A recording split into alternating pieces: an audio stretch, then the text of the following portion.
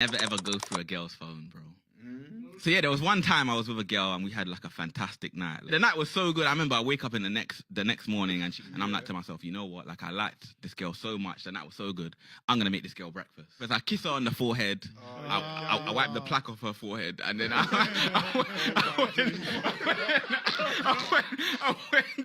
I went downstairs to start making breakfast. I opened the fridge. I've got all the ingredients I need, but I'm like, nah, my baby deserves it fresh. Okay. I'm going out. I go to Sainsbury's, bro. I bought croissants, bro. I bought croissants, yeah. And then I go upstairs and I'm like to her, babe, look, I'm cooking you breakfast in bed. Do you want one croissant or do you want two? She's like, oh, I love them. Like, give me two, please. Duh. As I'm about to go downstairs, her phone's on the desk. And her phone's just like vibrating, like it's just pinging off. It's pinging off. Intrusive thoughts start to set in. The angel on my shoulder's like, look, like you don't need to go through the phone. Like everything was good.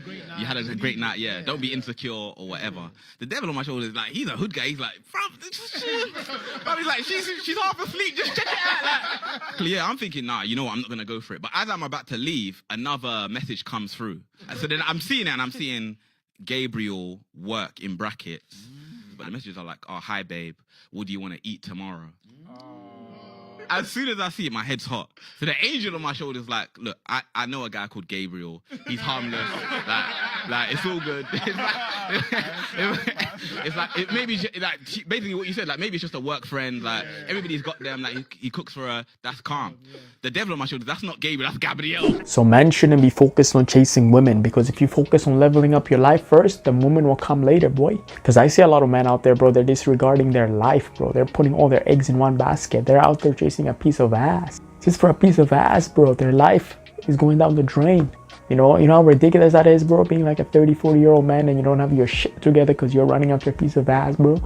That's the funniest thing ever, bro. And the funniest thing is, even when you get that piece of ass, the moment she comes over, you know, yeah, okay, maybe you got a one-night stand, whatever you wanted.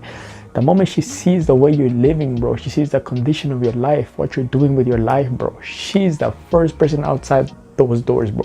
She gonna scramble, bro. She out there, bro. You know, and by the end you're left by yourself, right? So tell me why you should be chasing a piece of ass instead of leveling up your life, instead of fixing your life first. You know, and I'm not telling you here not to work on your social dynamics. You know, I'm not telling you here not to work on your conversational skills and to just be like a hermit, bro, hidden behind a keyboard or behind your house or whatever, behind the desk. You know, I'm saying you can still talk to them, but then don't put your effort like how you guys are doing it, right? A lot of you guys are treating this like your life depends on it. You know, you're comparing yourself with all your other buddies. You know, they're getting a lot of girls and you feel like, you know what, you got to be on the same level. Like this is some form of competition while your life is going down the drain. You know, so yeah, focus on yourself, kings. And then guess what? Once you focus, level up your life and everything is in place, they will come later, boy. Trust me on that, all right? So we got more reactions. Make sure to click the like button and subscribe. Let's go. Look, I know my worth, but sometimes I go on sale. Hey man, we ain't even gonna judge on that. You know, we're not even gonna roast you. You at least you know what you are. At least you know what you do, right? That's cool, man. Own up with pride. This is for all the women out there who are so delusional enough not to own up to it, right? They would treat themselves like at a certain high standards, but yet they still on sale, bro. They got a big ass sale sign on their forehead, bro, but then yet they treat themselves like they're queens. Like, boy, oh boy, you've been on sale since last Tuesday and guess what? Nobody buying. You know what I mean? So at least you're honest with it. That's cool, man. At least you know who you are. Hola. ¿Qué tal? Oh, your smile is so cute. I'm amazing. ¿Hablas inglés? No. ¿Por qué no? It's the language of the world. Your face is amazing. ¿Por qué tan hermosa? I don't know. ¿Sabes una cosa? I don't know. Oh, ¿qué inglés? I can teach you something in English. Yeah? Say, Diego? Say, Diego? Diego. I love you. Ah, ¿Por qué no me llamas? ¿por qué no? Ahora no, pero en un ratito. Another meeting. Another minute? Yeah. Okay, I wait. You're so cute. ¿Cómo te llamas? Luisa. Mucho gusto. I love...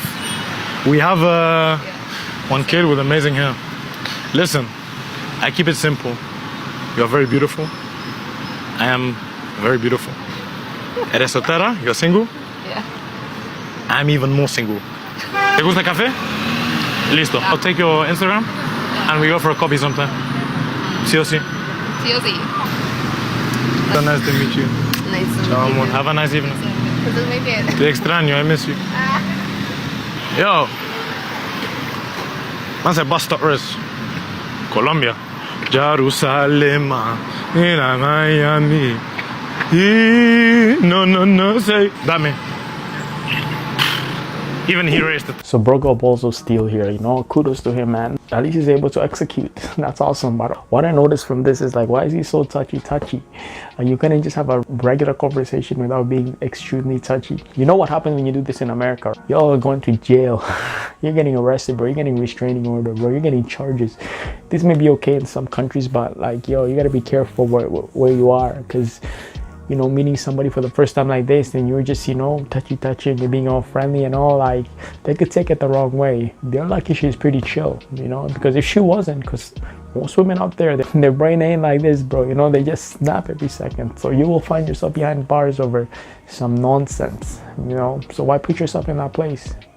But I guess, yeah, that's good for you, man. At least you took the initiative to start the conversation. A lot of people out there will be suffering with anxiety. They wouldn't even want to talk, you know, they're already down. But that's cool, man. His energy is awesome.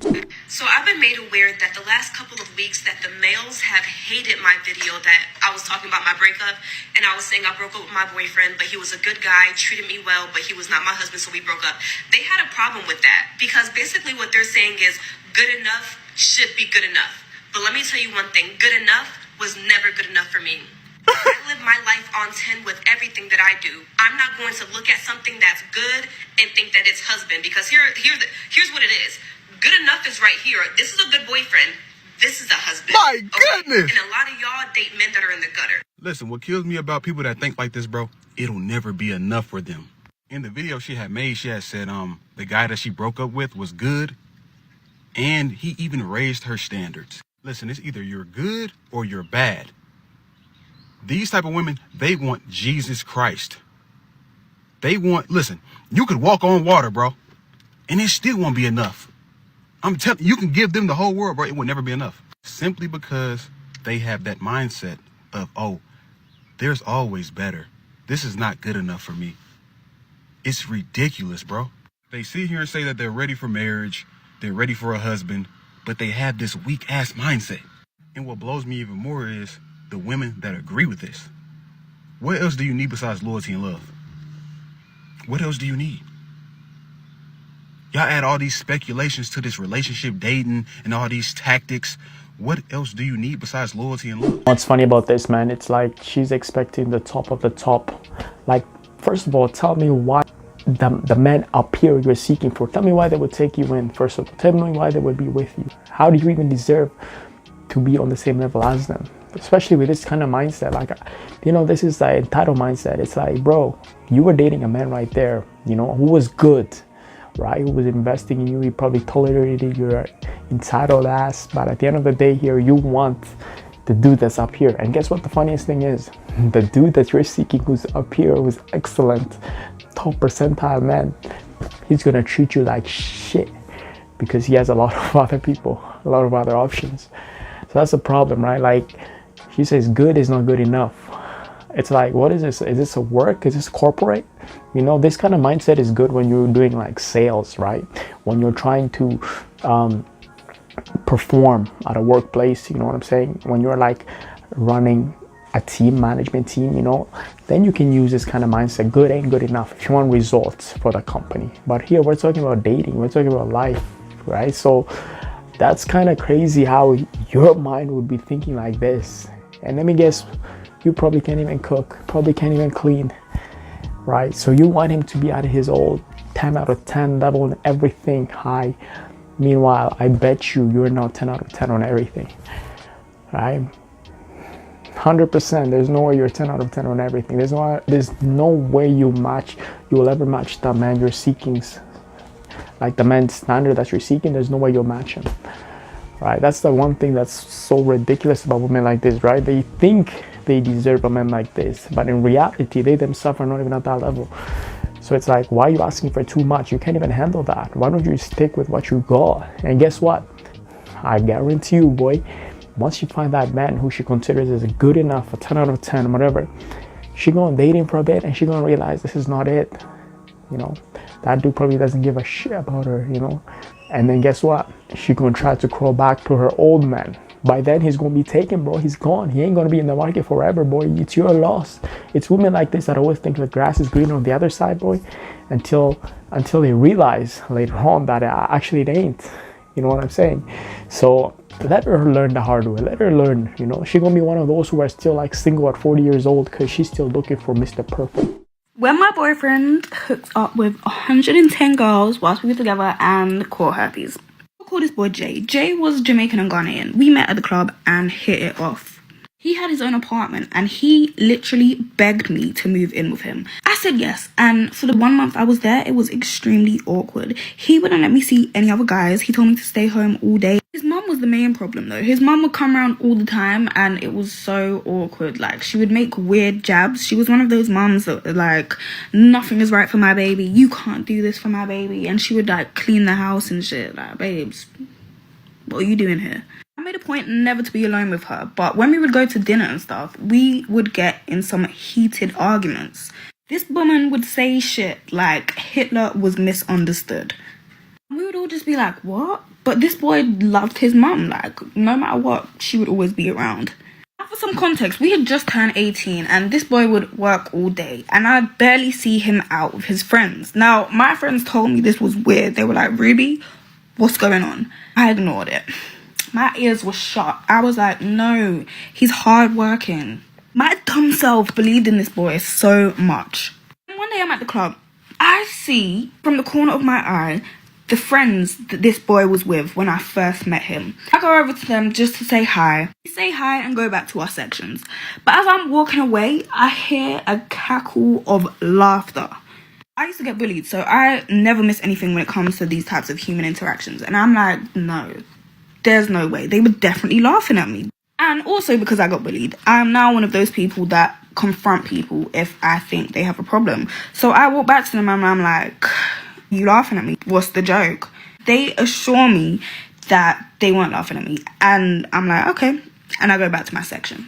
And later in the night, one of the boys from the group approaches me all sus and he's like, yeah, I can't lie, the man them were laughing at you still. In my head, I'm like, I knew it. But acting surprised, I'm like, why? He sits me down and he's like, Jay's got other girls still. I said, what? No, I must be hearing wrong. Not my Jay. He's like, I shouldn't snitch, but you know, there's Rhea, Cassandra, Anna, Janae, Renee. Something hits me. Renee Thompson, my fucking cousin. He's like, yeah, Renee. He goes to her IG. And sure enough, it is fucking Renee Thompson, my fucking cousin, bitch. And then the nigga that told me all this is like, nah, but it's alright. You got me now. And leans in to kiss me. I can't believe it. I can't believe my eyes. My world has been destroyed, ruined, ripped apart. I might have to make a part 2 because this story, boy, it gets messy. Yo, man, that's something serious right here, right? Like, I'm not even gonna advocate for it. Like, I know as men, you know, we like to take pride in stuff like this. You know, we like to catch bodies left, right, and center, bro. You know, we think this is a way, bro. This is what makes a man, right? How many girls you can sleep with. But at the end of the day, bro, I just want to say, like, yo, if she was proper like this, you know, doing everything for my man here, right? Like, she, you know, lived with him, supports him, cooks, and you know what I mean, thinks he's working hard, and you know what I'm saying, she's investing in this whole relationship. Meanwhile, my dude is out here behind the scenes going around, you know, that's not right, you know. And this is, I always think like men are also the cause of why a lot of these women as well go and become for the streets, right? Because men make them. Because like, look at this, if she found out her boyfriend is out here going around being passed around, right? What do you think she's gonna do? She's gonna put herself available in the market too. She's gonna start going on the streets as well. She's gonna start having bodies as well. That's what they do, right? When they come off of a breakup, you know, they're feeling some type of way, they ain't feeling love, they're feeling that something's missing, and they try to go get that from somebody else, right? They try to get that from a bunch of sausages. They hop sausage to sausage to sausage to sausage. You know what I'm saying? They get their mileage high, right? And then now, who was the cause of this? You know, because she just didn't out of the blue just go and start doing this, right? Somebody had to corrupt her and make her go down that rabbit hole, right? And at the end of the day, it's the dude's fault. So I mean, I think as men, we gotta stop advocating for men to be doing shit like this. Like, yo, I think as a man, bro, if you want to still be playing the field, bro, and you want to be out there, bro, you gotta make it known, right? Like, talk to her, tell her what you want to do. Do not claim her, do not tell her, don't be doing this, don't be doing that, but yet you're out here doing exactly what you're telling her not to do. You know what I'm saying? Because then when she finds that out, you look stupid, bro. You look mad dumb, right? Because she was listening to your ass, right? This was your house, your rules, but you're still moving shady like a snake, and you're out here, bro, like backstabbing her and her trust and all. Like, you know, at least make it clear that you guys are gonna have some kind of open relationship. Therefore, both parties know exactly what's going on, and therefore later on, when you go into a room, you don't have like mandems laughing at her like this, right? All his friends knew about it. That's why they were laughing at her, because she's the center of the joke, right? Meanwhile, if both of you had some kind of arrangement in your relationship where both of you can do whatever you want, it wouldn't be a joke. You see how funny they're all looking at her? They're treating her like a joke, bro. And it ain't right, because it ain't her fault. She was doing what she's supposed to do. It's just her man was a clown, bro. He's just a dog. You know what I'm saying? And I mean, like, yo, I'm gonna call it how it is, bro. I don't care if you're a man or a woman. I'm gonna tell you straight how it is, right? So I can't really cover up for whatever bullshit he was doing, bro. He's in the wrong for this, 100%. Can I buy you a drink? Why, you gonna put something in it? Yeah, only if you want me to. You trying to Cosby me? So what's up? You trying to leave here or what? Leave? Nah, I'm with my homeboy. It's his birthday. Oh, so what, you got extra permission? Nah, I ain't gotta ask him. Honestly, I'm here for just because he owe me money, for real. All right, well, let's go then. I got a place for us. All right, let's go. So a little bit about me. I just got out of a 3-year relationship. Damn, I'm sorry to hear that. No, it's fine. Damn, you smell good. Appreciate you. I wish my ex smelled like that. But he didn't shower every day. He didn't wash his ass? No. Oh my God, he must have been a tourist. How'd you know? Them niggas always funky. Ain't they? Yeah, they be cleanliness is next to godliness, for real. No, seriously. Hey, this a dope little spot though. I I know, like it. right? Yeah, it's hard. Well, look, I got one rule though. Don't ever bring nobody to my spot, okay? Nah, this is our spot now. All right. We on sacred grounds. All right. Thank you for tonight, for real. Yeah, it was fun. It was dope, man. You had me thinking like I look like your ex or something. Well, you kind of do. Hey, before I leave, let me get your info. Oh, yeah, follow me on the gram. I'm more active on there. All right, Ben, I got you. Hey, and tell your ex to be come back. We together now. You're a mess, boy. There I am. When you're a real one, you gotta act up. Right, Mm. Wow. You really can't trust women nowadays, bruh. She really went back with funk, but damn, dog. I ain't really tested. Hey, how are you, girl? Looking good? Where'd you find this place? On TikTok. You like it? It's okay. All right. Don't be taking everybody to our spot. It's sacred now. I ain't even gonna lie, this is actually true, man. Like, when women come out of a breakup, bro, trust me, bro, they're out here trying to catch a body quick time, bro. They're putting pressure. They don't take time to get to know you, all this and that. They're looking for the first man who will give them that kind of attention, who will look their way, bro. They're out there, bro. You know what I'm saying? You see how much pressure she's putting on my man here?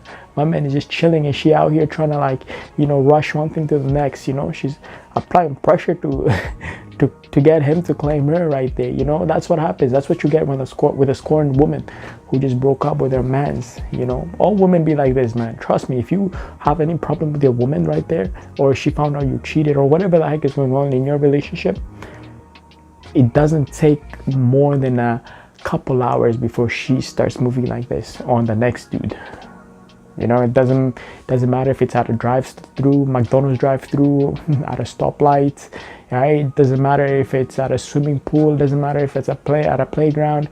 It doesn't matter if it's at an alcoholic Santa group. You know what I'm saying? She gonna be moving like this, bro.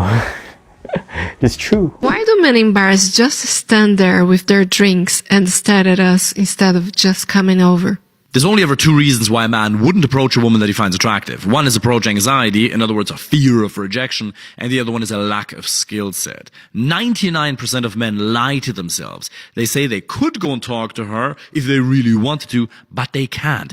If you are not approaching women that you would actually find attractive, it's because you either haven't overcome your approach anxiety or you don't have the skill set. That's it. It's not because she has headphones in. It's not because, oh, there's a guy that she friend-zoned many years ago next to her, or because she's with her friends, or because she's in a supermarket, or because she's too attractive, or because she looks serious. It's all nonsense.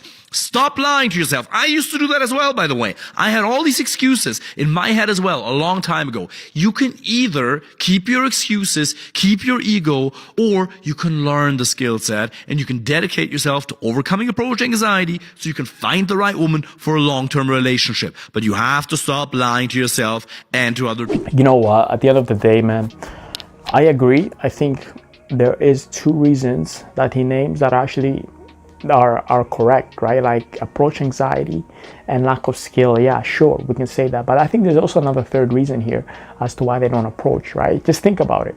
As a man, right? Imagine you did hundreds of approaches at a bar or whatever, and you've gotten rejection after rejection. At the end of the day, why would you continue, right? A lot of men are just discouraged. And on top of that, nowadays, they already see how dating is going. A smart man who goes to a bar, he knows how that environment is, right? He knows. A lot of these women, sometimes they're out there, they come with a boyfriend, they come with a group of girls, it's a headache, it's like, and the music is loud, how are you gonna even talk? Like, you know what I'm saying? Most of the times, the man just knows, right? They center themselves in the position where if the woman is gonna do that choosing, she will choose on him, right? A smart man who goes into a bar, he ain't trying to approach every woman he sees because he's gonna be known as that guy, that creep, you know what I'm saying? A smart man who makes sure he's presentable, first of all, right? He will walk up into that bar, he order a drink, whatever, position himself in the perfect spot where, you know, he's the center of attention. And if she likes him, bro, she'll lock eyes with him. She will give indication that she's into him, and then he will shoot his shot. You know what I mean? Like, I'm saying, like, if the woman ain't looking at you for a second extra longer, bro, she ain't like, you know, looking like she want to eat you, she ain't like twirling her hair and all this, bro. If you don't exist in her peripheral vision, there is no sense to go talk to her. Like, right, I'm talking about the club area, right? Like, if outside is different, but if you're in the club, if you're in the zone, bro, out there, you see a lot of women, bro, it's not worth it. You know what I'm saying? Like, yo, they're drunk, first of all, right? This is not an excuse, but they are drunk, you know? So talking, trying to have a normal conversation, it's just a waste of time. And on top of that, they have attitude, right? A lot of them go there, bro, they think they're celebrities. I'm not even kidding you, bro, but these women, when they come, they don't even have $5 in their pocket, bro. But they come, they're dressed some type of way. They think they're a big shot. They think they're a celebrity, bro. You know, and the funniest thing is they're there with a group of like 5 or 6 girls, right? And these girls are like, they would not leave her alone. They would not let her talk to you. They're still gonna come and cock block you. You know what I'm saying? So there's so many hurdles men deal with that leads them to not even want to approach anymore, right? So of course, when we talk about why do men not approach at a bar, yes, you can say approach anxiety for sure. Okay, you can say lack of skill. Maybe he's shy, he does not know how to execute, sure.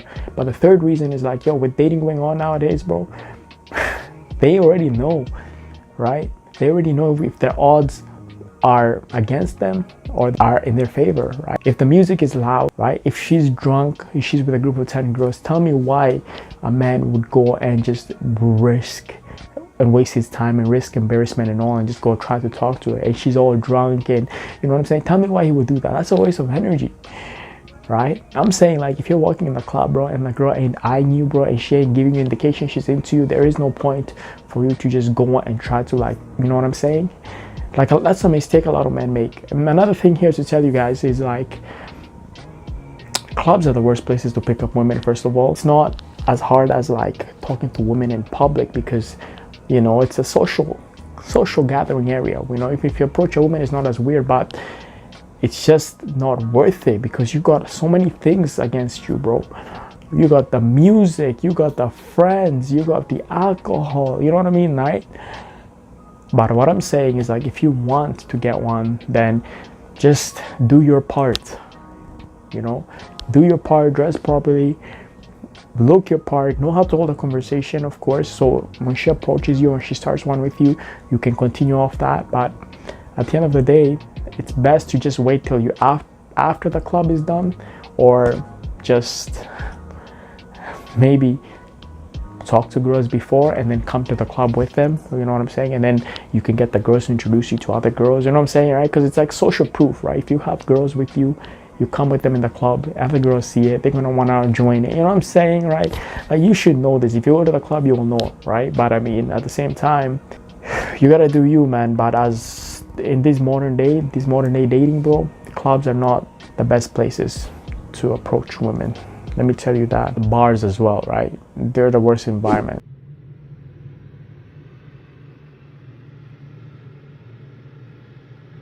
Are you single? Are you single? So yes or no? Getting married. All right, bye. Fair enough, you know, kudos to both of them. If this is true, yo man, I just want to fist bump both of them. First of all, the woman took the initiative, right? Since when do you have women approaching men? Rarely, bro. That's awesome. I know a lot of guys out there, they're like, yo, they'll feel like the ick when they have a woman taking their shot on them or something, you know, they feel like they are the ones who gotta do the approaching to feel like a man. But I'm like, no man, if a woman is approaching you, even better, you know what I'm saying, right? Because it makes your work way easier. And another thing here, I like to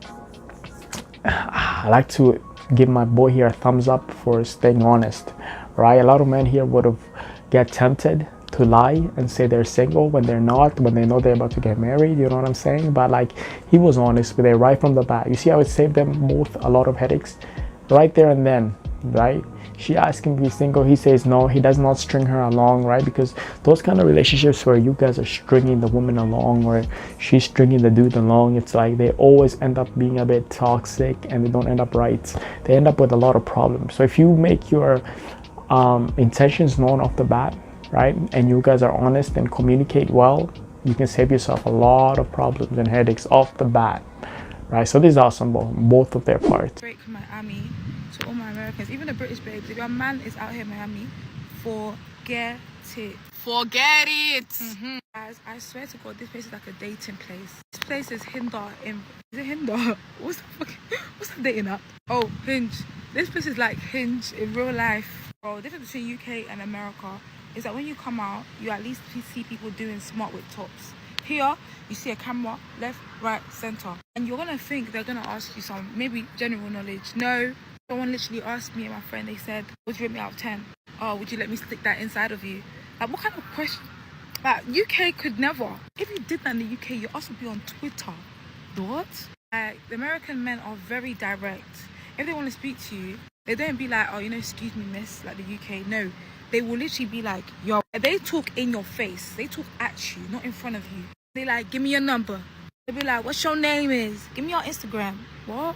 I swear on my life, me and my friend went out yesterday, so bummy, like no makeup, nothing. We just wanted to see where everybody was at, like what's going on. Oh, you won't even walk 5 seconds in this place without at least 10 people trying to talk to you. Like, one boy could be speaking to you, another one in the same group. I've seen boys with their girlfriends. When their girlfriend looks away, they're looking at you, they're trying to wink at you. Excuse me. I gotta say, for everybody, not just the men, the women too, bro. Miami is that place, bro. You know what the men are there for, and you know what the women are there for, right? So if you guys are dating, you have your men's going to Miami, or you know the men's have their women going to Miami, you guys should expect for all the headaches and nonsense that come your way. Chances are, bro, if it's your wife, it's your girlfriend, chances are she ain't gonna be the same title when she comes back, boy. You know, you're gonna find out some things that are gonna make your stomach turn in knots. You know what I'm saying, right? Like, that's how it is, boy. Miami is known as that place, bro. And there's so much competition in Miami. It's like some of these dudes is like, even if you go with your woman out there, bro, she can just leave you like that, bro. She can just get scoped like that while she with you too, bro. You know what I mean?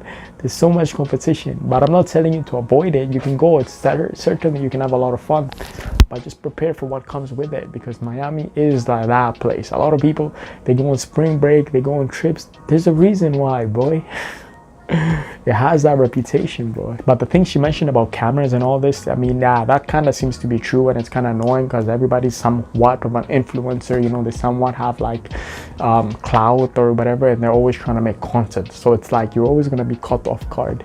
You can't just be chilling normal, you know. Nowadays, bro, it's not going to be long before a lot of women are finding their men online, and their men are finding their women online, because so many content creators are there, videos, interviews, and all this and that, and trying to catch people slipping. So imagine your significant other is somewhere at home, boy, you know, scrolling on TikTok, scrolling on social media. Chances are they will see your ass over there too, right? So I mean, this is for those people that are traveling and they're lying to their partner, telling them like, oh, we're just going with the boys, just doing nothing, you know, trying to play off like they're loyal. I'm like, you're gonna get caught one way or another.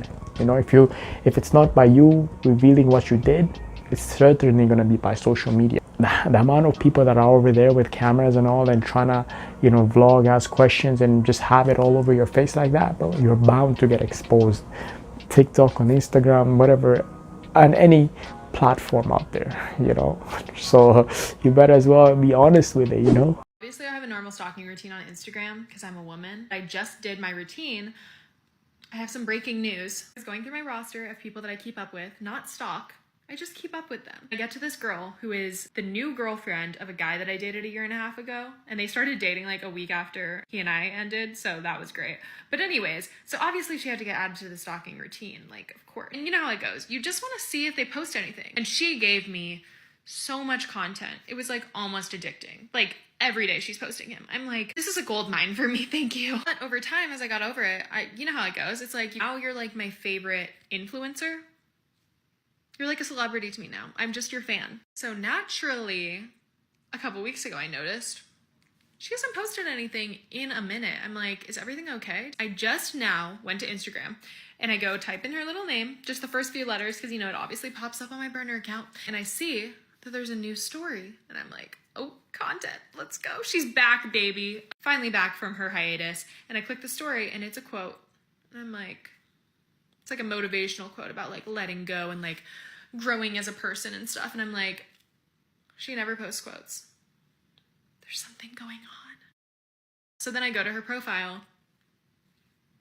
You guessed it. All the photos of them deleted. You guys broke up? How are you guys just gonna break up like that with no warning? No press release? I guess the quote was the press release. She's single and ready to mingle, guys. Also, she's cute, so if you guys want me to set you up, I can. Just kidding, I don't know her. She said she goes through her roster of people she keeps up with, but not stalk. This is stalking, and this is toxic ass shit. I think, bro, personally, once you guys break up, you should have nothing to do with that person and their life whatsoever. Like, you gotta delete them, delete everything that has to do with them, and just start your life fresh.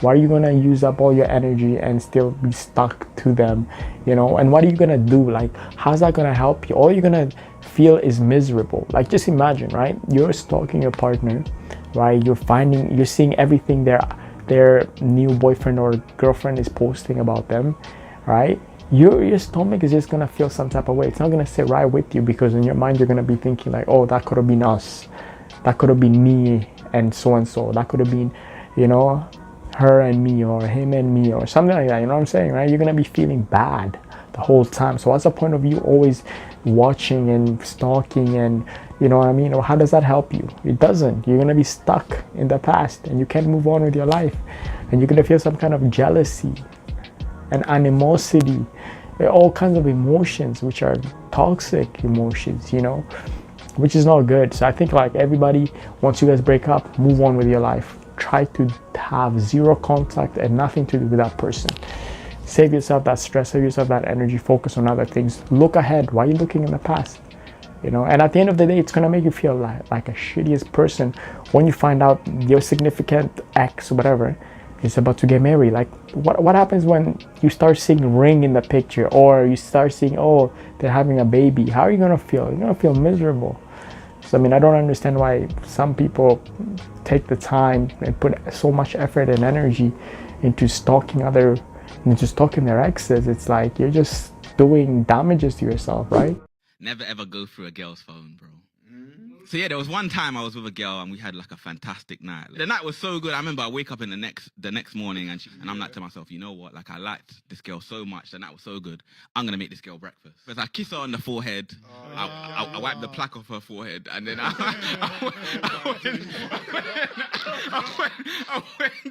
I went downstairs to start making breakfast. I opened the fridge. I've got all the ingredients I need, but I'm like, nah, my baby deserves it fresh. Okay. I'm going out. I go to Sainsbury's, bro. I bought croissants, bro. I bought croissants, yeah.